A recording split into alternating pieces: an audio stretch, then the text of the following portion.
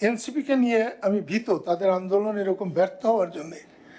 আমি ভীত এই জন্যে যে ভবিষ্যতে যারা অন্যায় করবে, অবিচার করবে, তাদের বিরুদ্ধে সাধারণ মানুষের রুখে দাঁড়ানোর যে প্রবণতা, ইচ্ছা, এদের ব্যর্থতা সেই ইচ্ছাকে দুর্বল করে দেবে।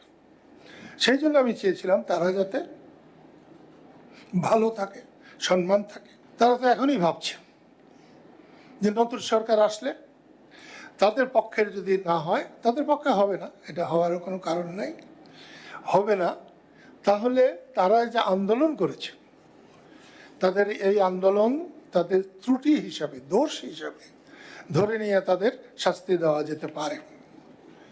আমাকে কেউ জিজ্ঞাসা করলে আমি কিন্তু বলবো এই আন্দোলনের জন্য কাউকে শাস্তি দেওয়া ভাবিকালের জন্য অন্যায় হবে। পরবর্তী যে কোনো কাজের জন্য শাস্তি হবে। টাকা তুলেছে শাস্তি হবে, মানুষকে মেরেছে শাস্তি হবে, বঙ্গবন্ধুর বাড়ি পুড়েছে এজন্য ভাঙছে, এর জন্য তো শাস্তি হবেই।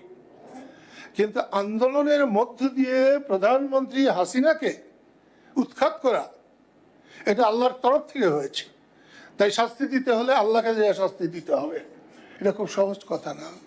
জানি আমার কথার খুব একটা মূল্য হবে না।